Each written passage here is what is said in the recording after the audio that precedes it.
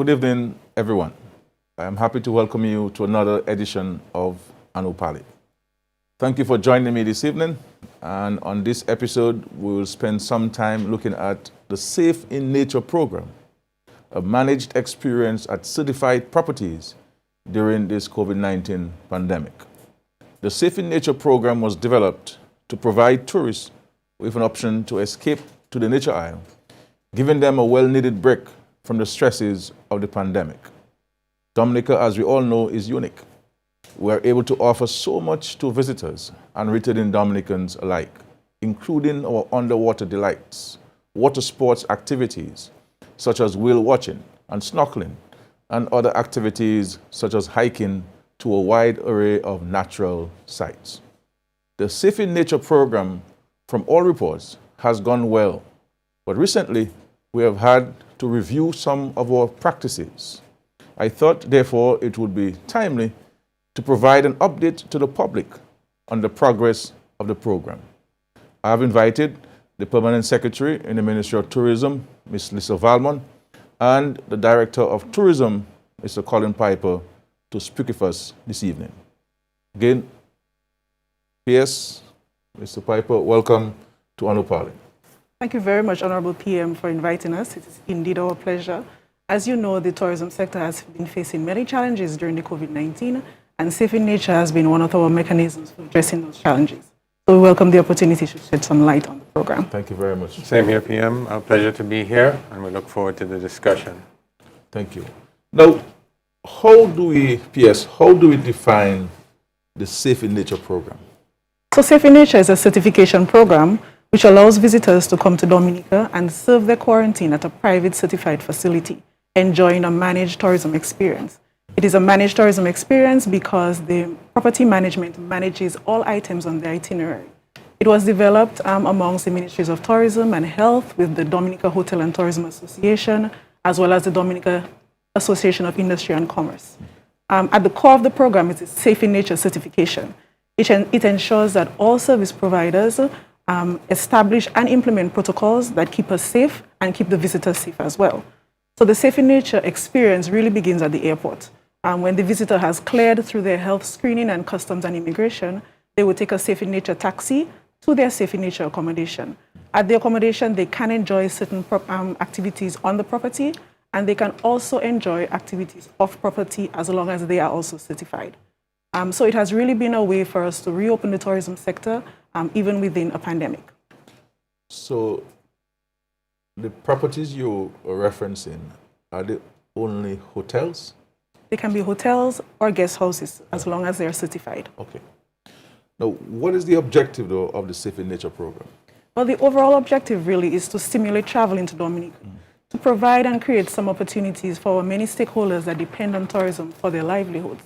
The main aim of the project, as the name suggests, is to keep health and safety as the priority, even while we welcome those visitors into Dominica and while they enjoy Dominica as well. One of the secondary goals was to sort of create a buffer from the government quarantine.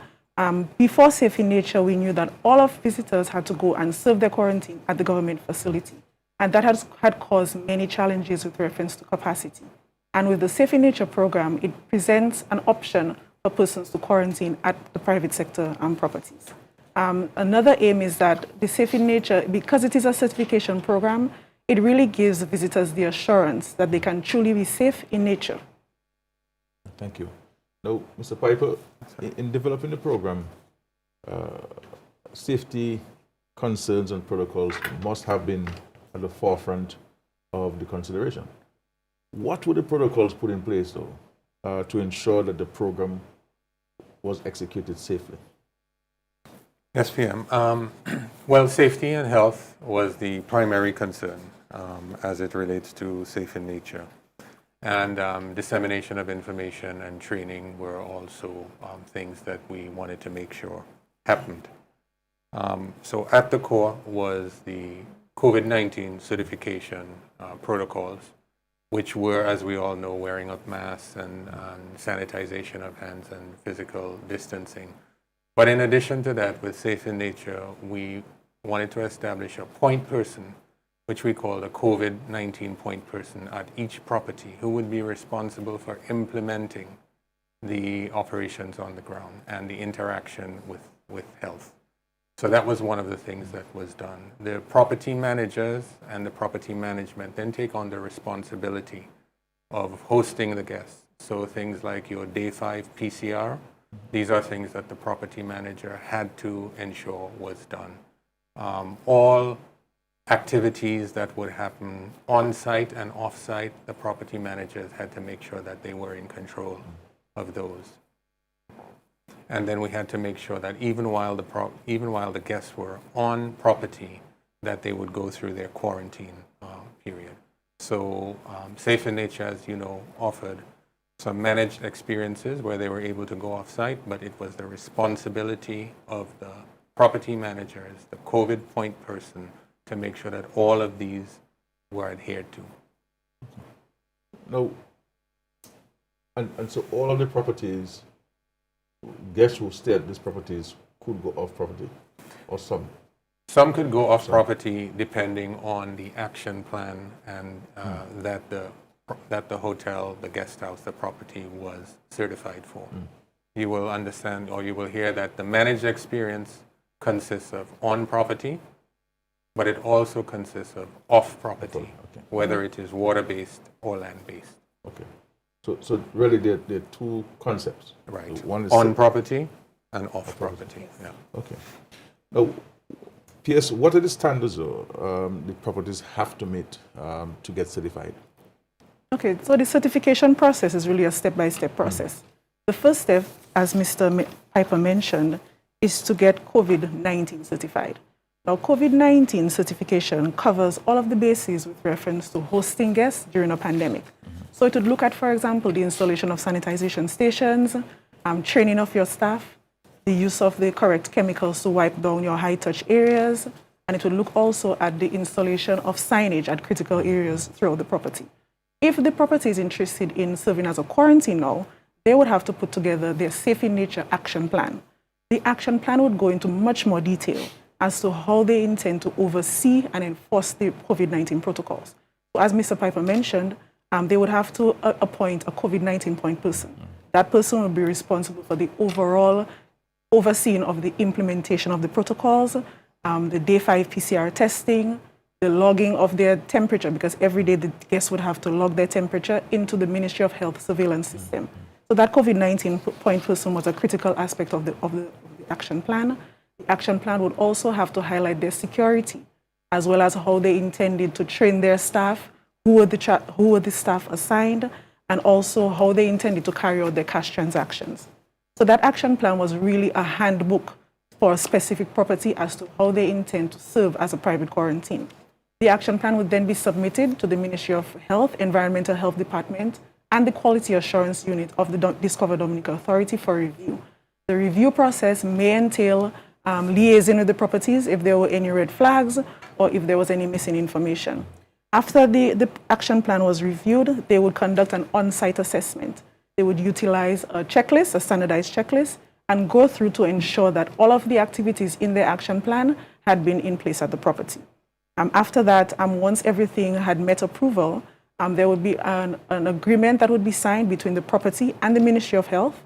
The property would declare that they agree to adhere to all of the ambits of the action plan, as well as they agree to be monitored by the monitoring group.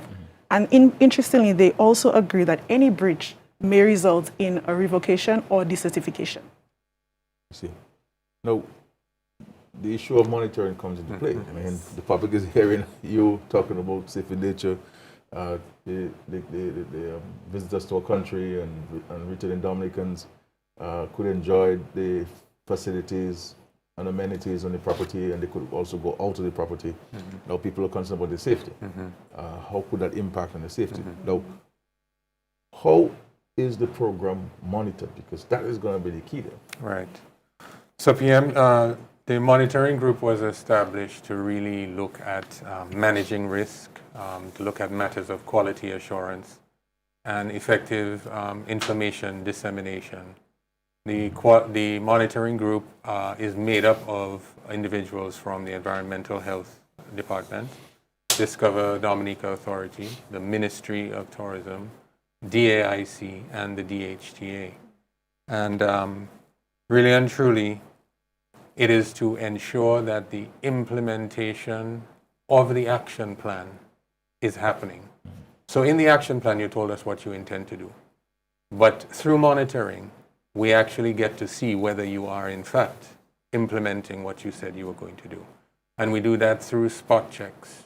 We don't tell you we're coming. We show up. Yeah, we show up and then we ask for A, we ask for B, we ask for C. Because we want to make sure that health and safety being the primary concern, that there's compliance. And so that's a major purpose of the monitoring group. Now, we have the properties, but we also have others who provide services. You have taxi operators, you have tour operators and tour guides. What were the requirements, though, for these groups in order to participate in this program? Okay, PM, you're quite right. Like I said, Safe in Nature ensures that everybody that you interact with, all tourism service providers have to be certified. So for the taxi operators, their certification process involved a lot of training. Training was the main requirement for their certification. And that training took place based on the Caribbean Tourism Association's training program for customer service, also environmental health, as well as fire and ambulance department. And the training would entail, for example, the proper donning and doffing of personal protective equipment, PPE, how to proper sanitize their vehicles once they've dropped off guests and before returning to the airport to take on new guests, how to handle the luggage, how to ensure that there's physical distancing on their vehicles, and also importantly, ensuring that there are no stops along the way when they collect persons before they drop them to their certified property. For the tour operators, they would have to do a similar process as the accommodations. They would also have to develop their action plan and submit their action plan for the review by the relevant agencies. The monitoring group would also conduct on-site assessments and on-tour assessments as well to ensure that, okay, their dive equipment, for example, is properly sanitized, to ensure that even while they're on the boat, they are wearing their mask and physical distancing, to ensure that if they want to visit Emerald Pool, for example, that they do not go there on a day where there are locals visiting the sites at the same time. So the tour operators had to go through the same vigorous process as the accommodations. Okay. Now, Mr. Piper, in general, what is your assessment of the program thus far? Well, PM, I think... Before you go on, I would like to invite callers. You're free to call. The number is 225-3400 or 611-3400. 225-3400 and 611-3400.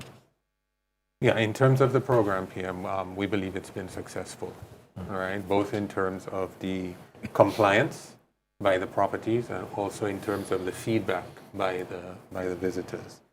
And just to give you some stats, so to speak, we started the program officially in right about October 1, and we've had about 82 properties that have submitted an action plan. We've approved 68 of those. Currently, 65 of those are operating. And that is because we received some reports, did some spot checks, and revoked some certifications because of evidence of some breaches. So we have 65 properties that are operating right now. Of those 65 properties, 27 are doing water-based, off-property activities, and 31 are doing off-property land-based. So your water-based, as you mentioned, would be scuba diving at Sophia Scott said, Marine, or and your land base would be things like going to Emerald Pool, Middleham, or the Waiti Kubuli National Trail. We also, you mentioned taxis, we also have 47 taxi drivers certified, safe in nature. And since October 1, we have had 1,678 visitors from high-risk classified countries come and stay at certified properties. So the program has been successful. Okay, let's take a call. Call up. Hello. Hi, good evening, Mrs. Skerrit Hi. and Mr. Piper and Mrs. Ramos. Quick question for you. Are you adjusting your quarantine for travelers who are coming in that have been vaccinated? So will they have to quarantine, and if so, for how long? Well, so far the protocols remain the same. There are discussions going on about reviewing them, obviously based on advice, and I believe that it all depends on to what extent our own population is vaccinated as well. And this is why we've been saying to our citizens it's important for us to get vaccinated, all of us who are able. But there are discussions at the regional level, at the international level, WHO, PAHO, within the Ministry of Health, looking at, of course, rely on advice from the CDC in the United States about what kind of society we will have when we all get vaccinated. So it's not a situation where if I get vaccinated, I can go to the United States and not be quarantined or the United Kingdom. There would have to be a certain percentage of the population in our country and in those respective countries that would have to be vaccinated. The whole concept of herd immunity comes into play, and this is why we're stressing here in Dominica we have access to the vaccines.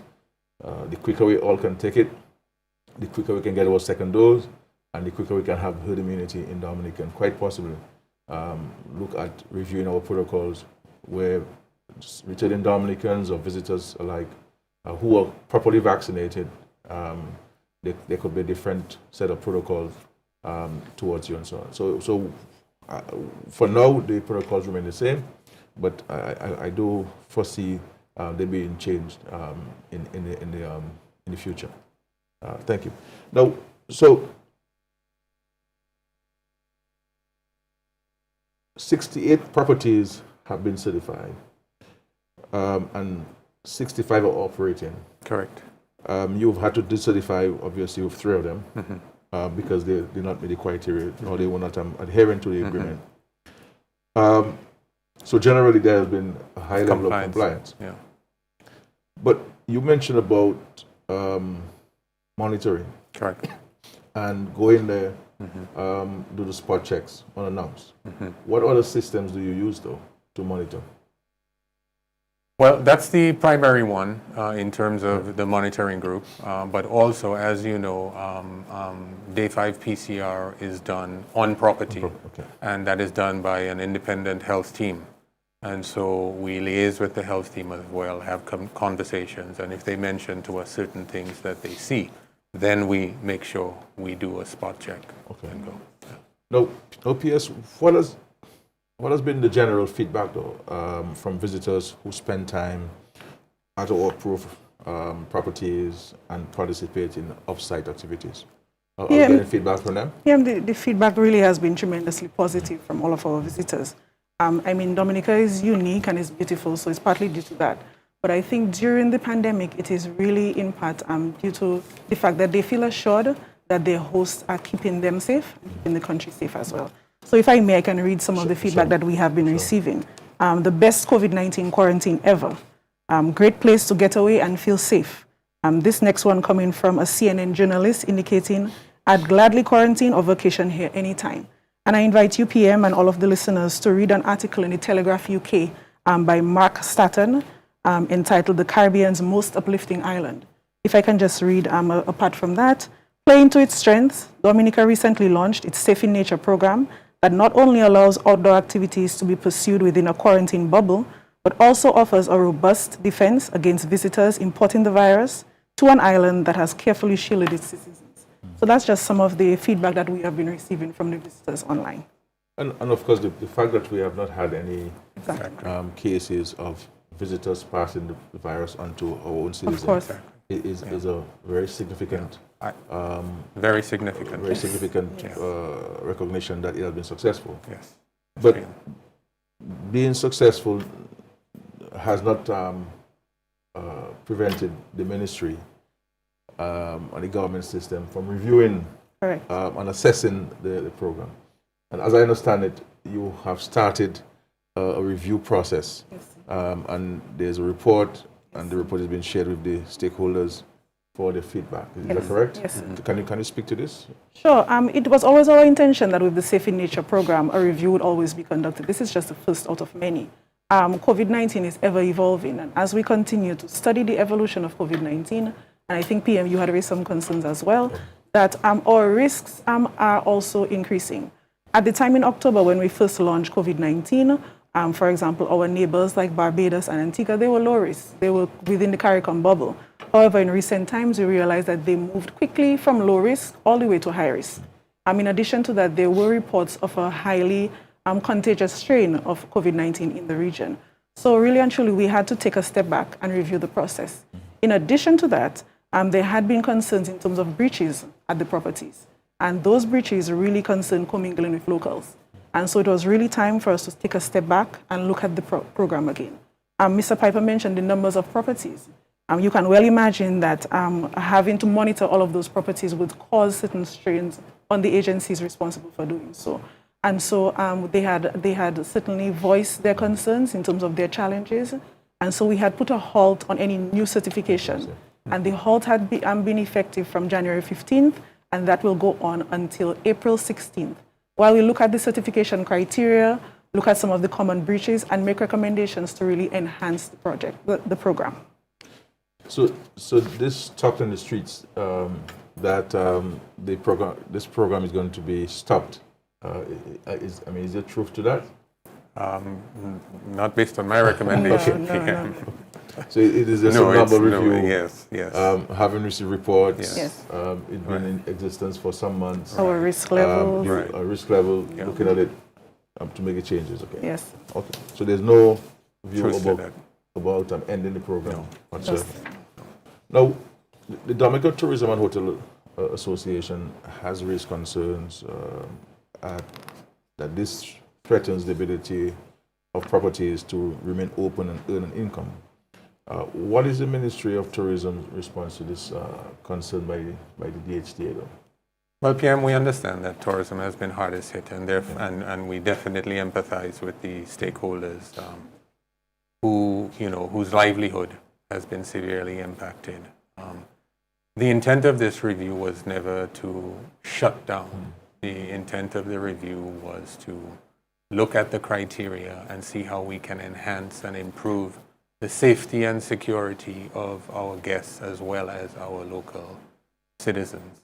So, and at the Ministry of Tourism, DDA, DHTA, we consider ourselves one industry, and so it is our intent to really work with the private sector and try to see how we can assist the properties to remain open by being certified and make sure that the certified services are offered to our guests. Now, what is the future of the Safe in Nature program, though? From where you sit, Mr. Piper, are we confident that we can continue this Safe in Nature program? I believe so, PM. It certainly would be my recommendation to do so. I think that the Safe in Nature has been an integral part of our branding during this pandemic, and has helped to kind of set us apart from other destinations. It has really cemented our place as the nature island of the Caribbean. And so it would be my recommendation to continue with the program, and just to make sure that we continue to work with the private sector. Now, you mentioned the vaccinations. That is a game changer. And and the protocols that we establish as it relates to vaccinations, how quickly we can get to herd immunity, the protocols that we put in place for people who can legally show that they have taken the double dose, so to speak, so that we don't get a bunch of counterfeit and then we open ourselves up. So once we can do these things, then we believe that it'll all go well for the tourism industry and for the Safe in Nature program. So we're saying that it is there to stay once the stakeholders continue to comply adhere and comply. understand that there will be continuous review Monitoring. and revision, monitoring, and the like. So the future of the program rests with the property owners. Yes, in It's terms on of them. how, The onus is on them. they The comply. stakeholders. Exactly. Right. Now, there's a question from WhatsApp. It says, how often are the safe in nature properties updated on the website? The listing of safe in nature properties are updated every week. Every week we have a monitoring group meetings, and if necessary, the listing is updated. Sometimes properties are added on, and in the case of decertification, they are removed from the listing. Okay, thank you. We shall take a short break and return. Thank you.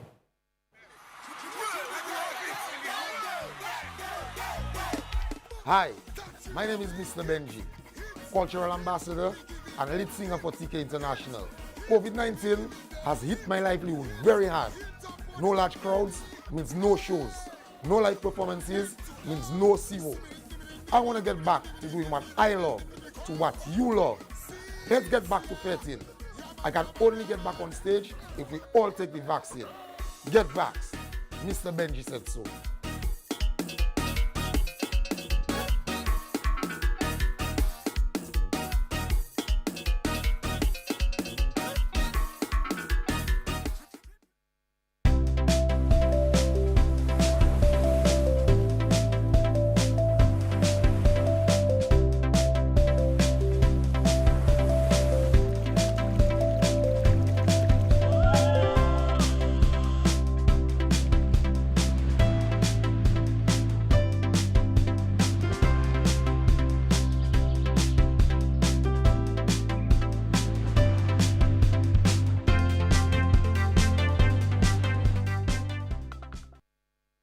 Welcome back. Thanks for staying with us. We have a question from WhatsApp. It says, good evening to you, PM, and the guest speakers.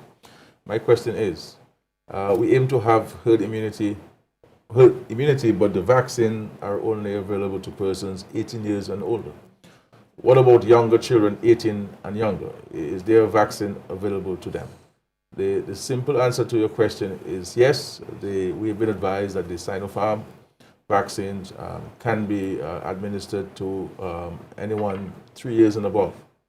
And of course, the Ministry of Health is looking at a rollout for the use of the Sinopharm vaccine for that particular age group. But in the meantime, we as adults, mature adults, should go out and get ourselves vaccinated. We have vaccinated close to 14,000 people thus far. We should try to double this, and then we can take care of the children. Okay, thank you very much. Now, other than Safe in Nature program, what are the other areas of focus for the Discover Dominica Authority, the Ministry of Tourism, to prepare Dominica to receive visitors in the post-COVID-19 period? So PM, as you mentioned earlier, Dominica has so much to offer. From the Ministry of Tourism's perspective, though, we have taken the approach to focus on 5 pillars. And that is mainly due to the foresight and the leadership of our Minister for Tourism, Honorable Dennis Charles, as well as our PALSEC, Honorable Shakira Lockhart-Hippolyte. And so we've taken the approach to strategically focus on 5 pillars. The first of such is aquatourism, when we look at scuba diving and free diving and so on. Health and wellness. We know that Dominica is quintessentially a health and wellness mecca. And we are looking at working with the Health and Wellness Association and also developing the Wharton Wave and Shangri-La facility. Actually, we've already started some site clearance for that project. So we're looking at developing that niche further. Of course, for thrill seekers like yourself and probably Mr. Piper, we have the pillar of adventure, which includes hiking and trail running and canyoning and mountain climbing. And we're also seeking to develop our 4th pillar in terms of agritourism. Looking at the backward and forward linkages between those 2 very important sectors. This week, the PS of Blue and Green Economy and myself will be receiving a presentation in terms of the criteria for farm tours and looking at how we can develop that. Under our pillar of events and entertainment, we know that Carnival and Creole Festival are our 2 major events. So we are using the downtime to look at how we enhance those 2 products, but also looking at more products that we can add to the events and entertainment pillar. For example, culinary events at the community level. but also inviting persons to come to Dominica and let us host your events for you. So we're inviting persons to come and get married in nature, come and retire in nature, and all of those other life-changing events. Come and share it with us in Dominica. Throughout it all, we continue to focus on community tourism. We believe that community tourism presents a true and authentic experience of Dominican lifestyle. And we continue to look at packages at the community level that we can encourage persons to go into the communities, not just to see one thing and leave, but make a day of it and make a whole family experience out of that. Did we have a telephone call? I'll come to you in a while, Mr. Piper. No? Okay, well, let us take a WhatsApp question. Are the safe in nature properties available only to persons returning into the country, or can residents utilize these properties and all that are available with them? Yes, residents can certainly utilize those So properties. it's open to everybody. To all, So, yes, so sir. Dominican who went out on Right. vacation or work Right. comes back, he Yes. can go into one of those properties. And they have certainly been using the safe in nature. They've been using it. Yes. Yeah. Mr. Piper, please. PM, from a marketing perspective, we are about to launch a destination awareness campaign under the theme In Our Nature.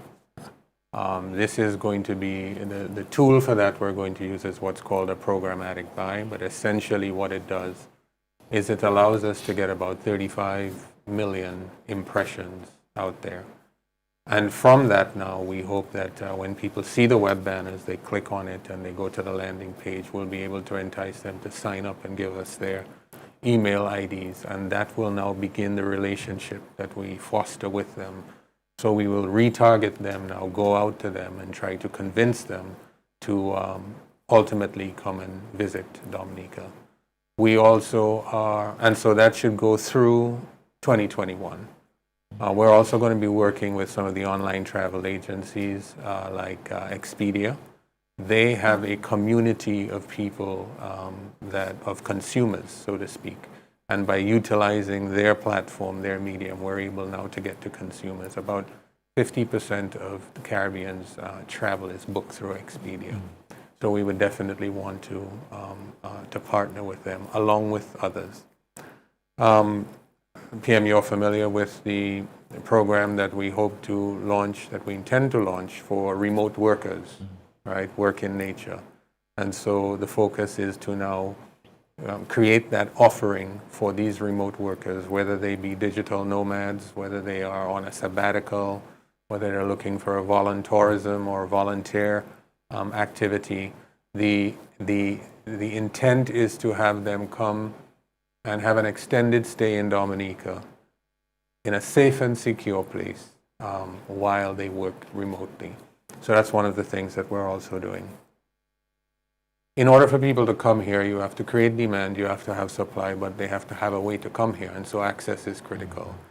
Obviously, PM, 3 years' time, we should have an international airport. For sure. Okay? But in the meantime, we have to make sure that the people can come to Dominica. And so we have to continue to communicate about the ways that you come to Dominica. We have to have discussions with our regional airline partners, whether it be Caribbean Airlines or Inter-Caribbean, Yacht, Air Antilles, So we have to have discussions with them, and we have to make sure that we communicate how easy it is for visitors who want to come to Dominica to, in fact, come. Okay, hold your Sure. thought, Mr. Piper. Let's get a call. Please, hello, caller? Hello, good evening. Yes, sir. Good evening to you. Yes, good evening. I'm happy to have a type of people about visitors to Dominica. What is cruise and ferry passengers want? Are there any protocols for these mediums of travel to Dominica? I think he mentioned cruise and the ferry. Right. So the next item was the cruise preparations that we are about starting. We had already started when Seabourn had indicated its intent and desire to come in December. That was put on hold, but now we're going to come back and start with the preparation of cruise protocols. We do know that the intention of the cruise lines is to really have passengers that have been vaccinated. And so the issue of herd immunity here in Dominica is even more important. But we will be beginning the discussion and the development of protocols for the cruise industry. As it relates to the ferry, to a certain extent, the ferry is not operating to Dominica because of the protocols in place in the French islands, because of how strict travel out is. But the ferry has undergone refurbishment and is ready, but we are awaiting when, in fact, we will open up to ferry services, particularly between the French West Indies and St. Lucia. But you mentioned the issue of cruise ships. I mean, this is a major part of our tourism offering and a major source of employment for a large cross-section of the population. I have seen correspondences, there's one correspondence from the cruise lines asking about our vaccination program. How many people have been vaccinated? Exactly. And clearly they will be using that data to determine exactly to what extent they will want to call, exactly. if at all, Exactly. in our jurisdictions. Exactly. So it's absolutely important that those of us in the tourism industry should take note of that. Yes. Yes, absolutely, because a cruise line that looks at their itinerary and looks at where a destination is as it relates to herd immunity is going to make economic decisions. So, Caller, please, good evening. Good evening, PM, and your colleagues. Yeah, welcome, please. Thank you. Yeah. I'm calling from St. Thomas.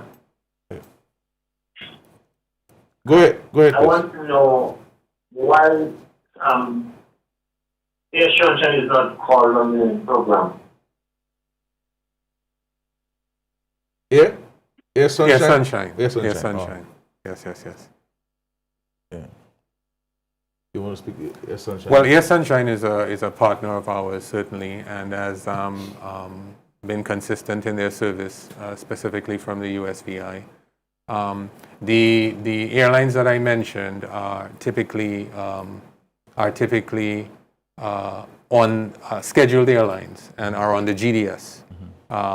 So when someone goes on to Expedia or Orbitz or they call a travel agent, they're more likely to get that information. But Air Sunshine, along with Coastal and some of the others, are airlines that do service Dominica, and so we have communication with them. So there's a WhatsApp question. Says, PM, could your guest on the program explain how the protocols for yacht visitors differs from that for hotel people, hotel visitors? So the protocols for yachties coming into Dominica, they differ from the Safe in Nature program. Because of the nature of yachting, it would be quite difficult for persons to get their PCR test done before they come into Dominica. And so for the yachties, upon arrival into Dominica, first of all, they would have to get customs clearance and then proceed to get their day one PCR test. So they would disembark, go through the health screening and get their day one PCR test, and then return to their vessel to serve out their 5 days of quarantine. At the end of those 5 days, they would then take a day 5 PCR, and based on the results of that day 5 PCR, they would be what they call medically cleared. If they are negative, they're medically cleared, and they move to the medically cleared section of the harbor where they can disembark and enjoy Dominica. And of course, unfortunately, if they're positive, they would have all of the implications of that. So within the Portsmouth Harbor is the only area where we are accepting yachts at the moment. There's a quarantine zone marked by your yellow flag, and it is demarcated from your safe zone, which they fly. Usually they fly the Dominica flag when they've been medically cleared. And they are also given a medically cleared certificate. So if they're stopped by the police, they can show that they have their certificate. As you know, of course, PM, we have the wristbands in place as well. So they also have to wear their wristbands while they're in quarantine. Can you explain to our audience the wristbands again? I mean, I know we've launched it and we've spoken about it. Yes, so the wristbands is a way of identifying and enforcing the protocols. First of all, you have your green wristbands, which stand for Safe in Nature. So if a person is doing their Safe in Nature experience, they would have a green wristband, which indicates mandatory quarantine, Safe in Nature. For those who are mandatory quarantine at the government facility, they would have a red wristband. So that means that they are assigned to the government facility. For overnight crew members, they would also use that same wristband because they're not supposed to be out, they're supposed to be within the property. For in-transit passengers, though, they would have a light blue wristband, again indicating mandatory quarantine, but they're just in transit. And I believe the in-room isolation visitors, those are the visitors who, upon arrival in Dominica, they would have to be swabbed, take the PCR test, and await their results in-room isolation, meaning that they cannot be part of a managed experience. So those persons would have a red wristband. Okay. I mean, and it's clear to me that all of these are being done to ensure and to assure some form of economic activity, Yes. Exactly. bringing income to the stakeholders. Stakeholders, So yes, sir. there are a number of people who rely exclusively on the yacht Business, industry, yeah. just business to survive. And with 68 properties, now 65 properties, people are getting guests. I mean, I've heard people, dancing on your roof, how much money they're making. And this is why I believe that there was some anxiety Yes. about this rumor Yes. that we were going to shut down the program. So people are benefiting and able to pay their bills, and I think it's important for us to continue to find a responsible marriage between Yes. the Exactly. health protocols and, of course, the economic Exactly. Correct. imperatives. Now, I visit some of the tourism sites. They do some hiking and so forth, and I also see that the Ministry of Tourism, the government, is doing some work on improving some of these facilities. Can you speak to some of this briefly? Then? So the first phase was to get the sites COVID-19 ready. So you would have noticed the signage and the stickers and so on. Secondly, we are seeking to give the sites, especially the top 10 sites, somewhat of an uplift, somewhat of a facelift. Some of them have been damaged after the different, the Hurricane Maria and so on. So we want to make it more appealing, more welcoming, while we look at more long-term solutions in terms of infrastructure and so on. That's probably what you would have noticed at those top 10 sites. Okay. Now, my final question to you is, how ready is our destination, though, to participate fully in a post-COVID-19 tourism industry? So the COVID-19 has taught us that our traditional niches, we really have to take a deeper look at them. Because a lot of them have been choosing not to take any leisure travel. And so we've been studying the markets and looking at the sectors that are ready and reactivating soon. We would have discussed already the Working Nature program. So we are seeing that although they are not a traditional market that we would have gone after, digital nomads are reactivating, they are ready to move to another country to work remotely. And so we are tackling those first. We had used the downtime to put together some task forces and some teams looking at marketing, product development, access, as well as standards. And I would just like to take the opportunity really to thank all of those team members for their dedication and hard work they put into the program, and they have made some strong recommendations which we are formulating into action plans to put them into motion. Of course, we are looking at customer service, and we realize that it's an integral part of the tourism sector. And we are working along with the Dominica Institute of Customer Service to really create Dominica into a customer service nation. Mr. Piper and you all had discussed already WIN, and we are looking at our pillars as well, and of course cruise preparation and so on. We are paying close attention to the private sector, ensuring that they are well placed. An important part of that is their DDA certification. What we refer to as DDA certification really is the Nature Island Standards of Excellence, and to ensure that all service providers are certified in accordance with the law and they have the correct licensing to do so. We are in a position where we are ready to support those service providers in getting their NICE certification. Excellent. I'll come to you, Mr. Piper, in a while. A phone call, please. Final call. Hello? Hello? Yes, sir. Go ahead, please. Go ahead. Yes, sir. Please. Yes, good afternoon, good evening, Prime Minister. Yeah. Go ahead. Good evening to you. My question is, if I am fully vaccinated and I have my house in Dominica, I am the only one living in my house, why should I have to be quarantined when I come to visit Dominica?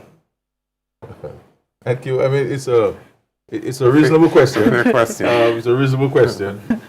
The challenge you have with that, my friend, is that if all of us were to opt for that, then you're going to have a challenge of monitoring and keeping track of so many people. The reality is in the United Kingdom and many other countries in the world, certainly all countries in the Caribbean, you have mandatory quarantine. Most countries in the Caribbean, I should say, you have mandatory quarantine into government established quarantine facilities or approved hotels. So the challenge you're going to have is really monitoring, so many people who would have to use their private homes as quarantine facilities. I take note of the fact that you said that you were fully vaccinated. The issue of vaccination is something that the discussion is ongoing. There are no clear guidelines from the WHO or PAHO or even the CDC or any national authority or in respect to new protocols to treat with this. Obviously, we will have to wait to get the world to get to a level of vaccination, and I believe that would now propel some action in respect to new protocols. So, but it's a reasonable question, but it's for your safety and for all of our safety. Because if we allow you to do so, then we're going to have to allow other people, and we'll have to develop specific protocols for this. And we have 65 properties that are approved, and one can understand the challenge of consistently monitoring and ensuring that people adhere to the rules and regulations. But your question is a reasonable one, so thank you. Mr. Piper, please. Well, just to echo what the PSS said, really, you might recall after Hurricane Maria, the first thing we went out to the market with was voluntourism program. Meaningful travel was something that we could have gone out to the marketplace with to get them to listen to our message and to come visit Dominica. And so that's what we have to do, although we'll be competing with everybody, but we have to look at who's going to reactivate first. And so that's critical for us to continuously be doing some market intelligence and make sure that we're assessing the marketplace and going from there. Partnership with the private sector is critical because we need product out there and we need experiences. And typically what happens is the public sector helps to get the people to Dominica, but the private sector is the custodian of the experience. And so we have to make sure that that is done, and that's why certification, not only a part of safe in nature, but nice certification is critical as well. So these are some of the things that we will continue to do in addition to the product development. And in light of doing that, we are getting ourselves ready in a state of readiness for the tourism, the hospitality business beyond COVID. But thank you both for being on Anupali this evening, for taking time off your Sunday to inform the nation of the various programs and initiatives within the Ministry of Tourism. I appreciate it very much.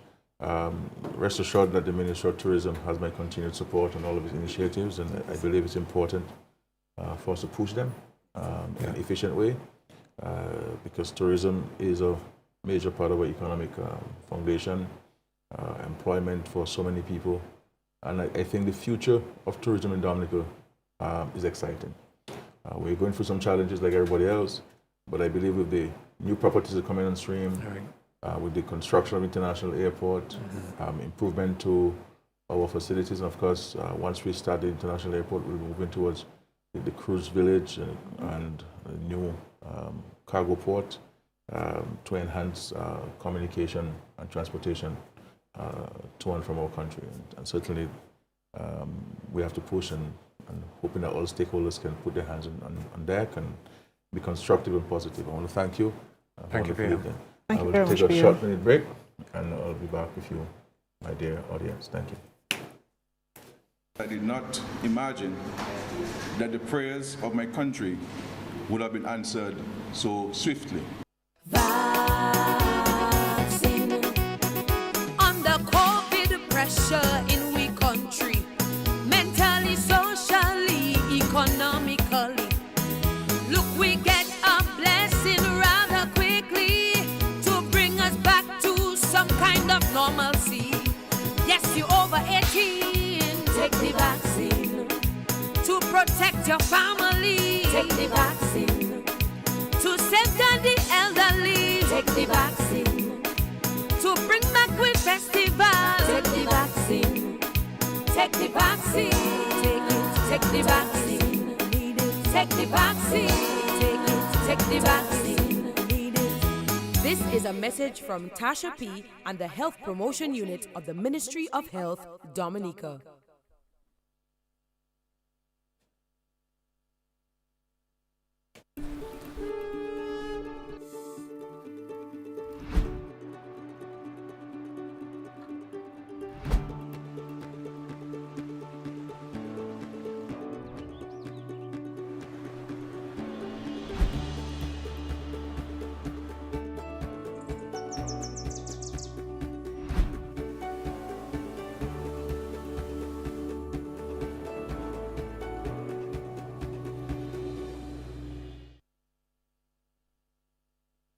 Yes. Hello, good evening. Welcome back. Just some quick updates.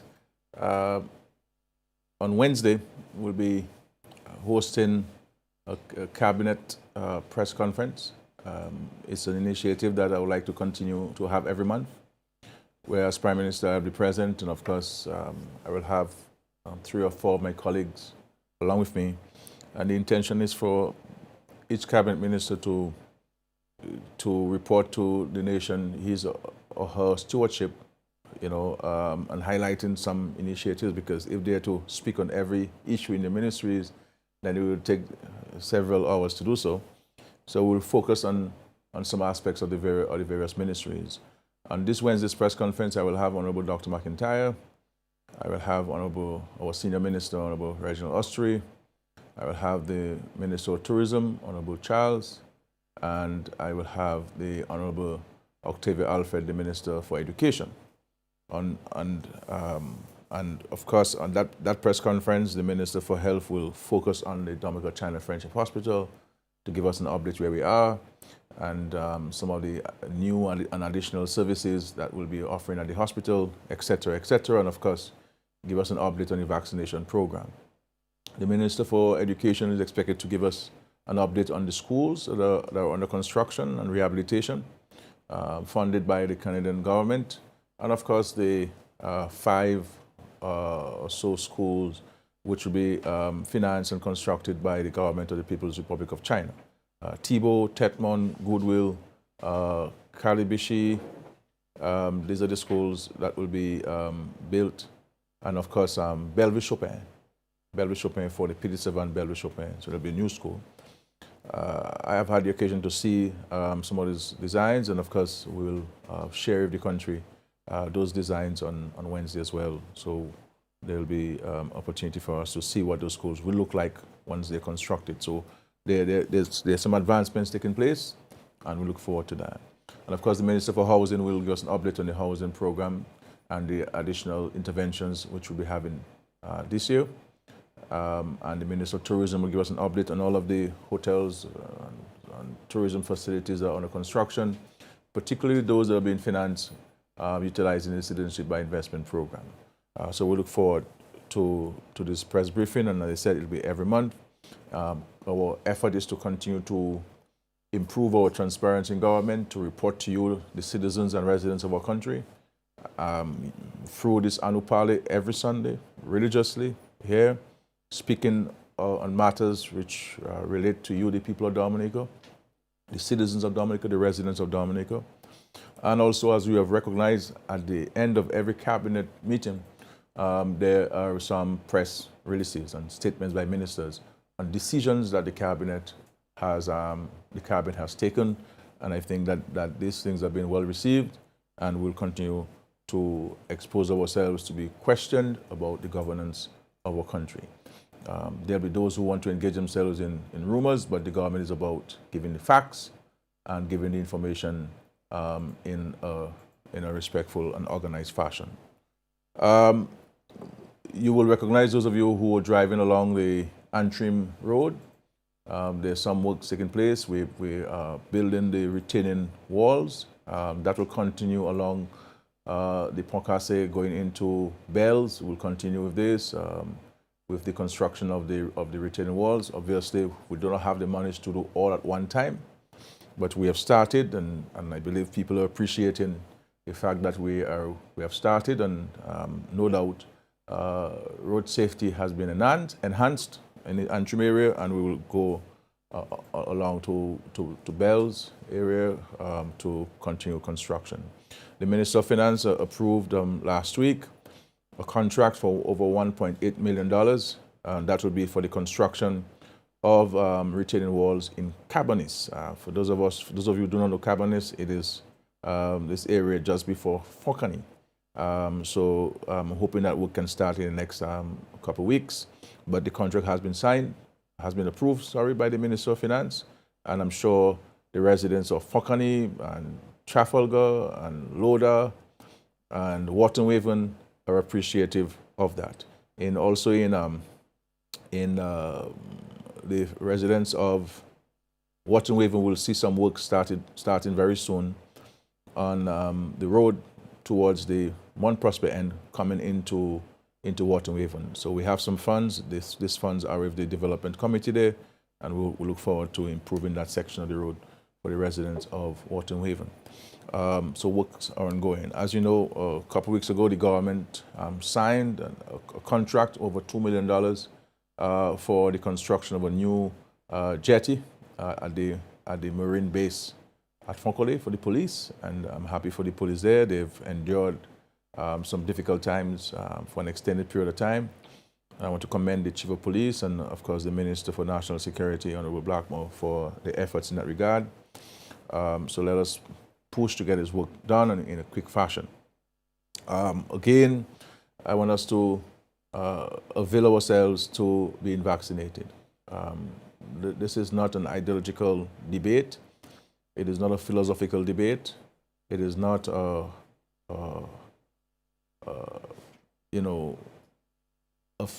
debate in futility. This is a serious matter. This is about an effort at combating the spread of COVID-19. It is about our economic survival as a nation, as a region, as a world. And it will help certainly to get us to some level of normalcy. I mean, all of us have been hampered in one way or the other by all of these restrictions caused by COVID-19. I mean, and so we have an opportunity in Dominica to get vaccinated. Let us go out and get vaccinated. I'm also speaking to my brothers and sisters in the wider Caribbean region. We do have access to vaccines. Let us get vaccinated so that we can have a sense of normalcy in our country. It's important for us to do that, and I look forward to us playing our part in that regard. So we are very happy that so far close to 14,000 people have taken advantage of the vaccines. As I said, we need to see this doubled. We have enough vaccines for a wide cross-section of the society with the AstraZeneca vaccines and, of course, the Sinopharm vaccines from China. So let us go out and get vaccinated. We are fortunate to have them. Let us make use of them. So we look forward to doing this presentation. And, of course, I forgot to mention that one of the other schools is the Sineku Primary School, part of the Chinese-funded schools. And, of course, those designs will be unveiled by the Minister for Education on Wednesday. I also want to again extend my sincere congratulations to Ms. James of Wesley, for this recognition of the naming of the new Health and Wellness Center of Wesley in your honor. The Nurse Imelda James Health and Wellness Center, and I know you very well, you know, and it was heartwarming that I was part of the ceremony, witnessing, you know, a country recognizing your efforts. You are such a warm-hearted, kind soul, very humble, and but with a huge heart and a commitment to your people, and we want to thank you for so many decades of your service to our nation. And I have not heard one dissenting voice in that recognition. And so far, all of the health and wellness centers we have commissioned, and we have named after citizens. I think everybody has received this public announcement very well. And of course, we go to Marigot on Friday, this Friday coming, to commission yet another health and wellness center. You know, it's amazing that in this difficult period that we are unveiling all of these wonderful investments that the government continues to make in our nation. We have also started, and of course we'll be digging foundations very soon on the homes, the 37 homes in Wesley, for those who will be affected by the airport, and we'll continue to engage all of the residents and citizens of Wesley and Woodfordale and Palm Tree as we go along. But things are looking up. We are pressing on with the International Airport project, and in the weeks and months you will see increased activities taking place there. Again, thank you for joining me on this yet another episode of Anupali. As I said to you, I am committed to being with you every Sunday once I'm in the country, and so that we can share with you the information and also get the questions from you, the general public, on things affecting you, things that you're happy with, things that you're not happy with, and recommendations and ideas for the government. This is a sincere engagement. This is our country. We have to be positive. We have to be constructive. There's nothing wrong in criticizing, but criticizing must always aim at making things better and improving things. It must never be aimed at destroying or being destructive. So let us focus on the positive side of things. We are all in a very difficult period in this world. Everywhere having their own challenges. We're seeing a third wave in countries in Europe, and they're going to further lockdown for this Easter coming up. You know, we really want to thank God for protecting us thus far, and by showing gratitude for what He has done for us thus far, no doubt He'll continue to shower us with His blessings. Again, as I've always said to you, let us look at the glass half full rather than half empty. By recognizing that it is half full is a sign of our gratitude, and certainly blessings will continue to come our way. God bless. Have a wonderful evening. Have a great week. Let us go forth and serve our God and serve our country, the Commonwealth of Dominica. Thank you.